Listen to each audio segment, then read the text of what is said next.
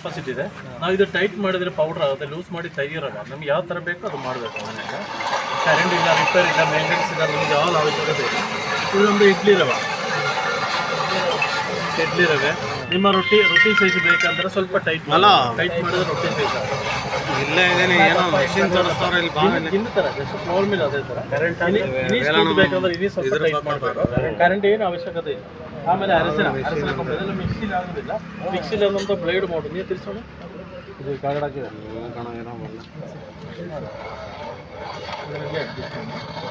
ಇದು ತರಿ ಬರ್ತಾರೆ. ನಿಮ್ಮದು ಪೌಡ್ರ್ ಬೇಕಂದ್ರೆ ಸ್ವಲ್ಪ ಟೈಟ್ ಈ ಲೆವೆಲ್ಗೆ ಟೈಟ್ ನೋಡಿ ಫಾಸ್ಟ್. ಆಮೇಲೆ ನಮ್ಮದು ಈ ಅರಸಿನ ಕೊಂಬೆಲ್ಲ ನಮ್ಮದು ಮಿಕ್ಸಿಲಿ ಆಗೋದಿಲ್ಲ.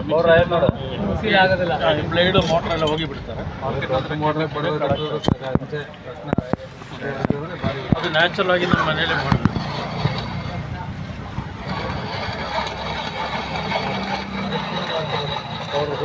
ಅಲ್ಲೇ ಹಾಕು, ಅಲ್ಲಿಗೆ ಮಕ್ಕ ಹಾಕು. ನೋಡಿ ಟರ್ಮರ್ಗೆ ಎಷ್ಟು ಸ್ಮೂತ್ ಬೇಕು, ಯಾವುದೇ ರೀತಿ ಕಲ್ಪಡೋದಿಲ್ಲ. ಅದು ಮಿಕ್ಸಿಲಿ ಆಗೋದಿಲ್ಲ ಸರ್. ಮಿಕ್ಸಿಲಿ ಆಗೋದ್ರೆ ಬ್ಲೇಡ್ ಹೋಗುತ್ತೆ. ಆಗಬೇಕಲ್ಲ ಸುಮಾರು ಒಳ್ಳೆ ಪೌಡ್ರ್. ಆಮೇಲೆ ನಮ್ದು ಯಾವುದು ಕಾಳುಗಳು ಸಿಪ್ಪೆ ತೆಗೆದ್ರೆ ಸಿಪ್ಪೆ ತೆಗಿಬೇಕು.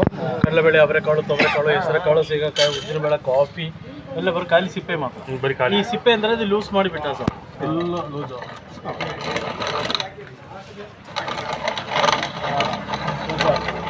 ಕಾಳುಗಳು ಸಿಪ್ಪೆ ತೆಗೆದ್ರೆ ಸಿಪ್ಪೆ ತೆಗಿಬೇಕು. ಮಲ್ಟಿಪಲ್ ಯೂಸ್ ಮಾಡಿದ್ರೆ ನಿಮ್ದು 6,000 ಒಟ್ಟು ಮಿಕ್ಸಿ ಪರ್ಚೇಸ್ ಮಾಡಿ ಅದರಲ್ಲಿ ಮಲ್ಟಿಪರ್ಪಸ್ ಆಗೋದಿಲ್ಲ. ಮತ್ತು ಇನ್ನೊಂದು ಈ ಲೆವೆಲ್ಗೆ ನೀರು ಹಾಕ್ಬಿಟ್ಟು 30 ಸಾಕು. ಕಾಯಿ ಚಟ್ನಿ, ದೋಸೆ, ಇಡ್ಲಿ, ದೋಸೆ, ಸಾಂಬಾರು, ಶುಂಠಿ ಪೇಸ್ಟ್, ಚಟ್ನಿ ತಿಂದ. ನಾನ್ ವೆಜ್ ಅಂದರೆ ಮಟನ್, ಚಿಕನ್, ಕೈಮಾ, ಕಟ್ಲೆ ಇಲ್ಲ ನಿಮಗೆ ಯಾವ ಬೇಕೋ ಅದು ಮಾಡಬೇಕು. ಮತ್ತು ಇದೆಲ್ಲ ಓಪನ್ ಮಾಡಿ ಫುಲ್ ನೀರಿನಲ್ಲಿ ವಾಶ್ ಮಾಡಿ ಕ್ಲೀನಿಂಗ್ ಮಾಡ್ಕೊಂಡು ಒಳಗಡೆ ನಿಮ್ದು ಹಾಳಾಗೋದು ಕಟ್ಟೋದ್ರಿಂದ ಪಾರ್ಟ್ಸ್ ಇಲ್ಲ. 40 ವರ್ಷದ ಕಂಪನಿ ಗ್ಯಾರಂಟಿ. ಈ ಕೊಡೋ ಸಣ್ಣಲ್ಲಿ 50 ವರ್ಷ ಮುಂದೆ ಚಿಕ್ಕದು ಕಾಫಿ ಹೊಡಿ ಮಾಡೋದು ಹಳೆ ಸೇಮ್ ಅದೇ ಥರ ಚಿಕ್ಕ ಮಾಡಿದ್ದೀವಿ.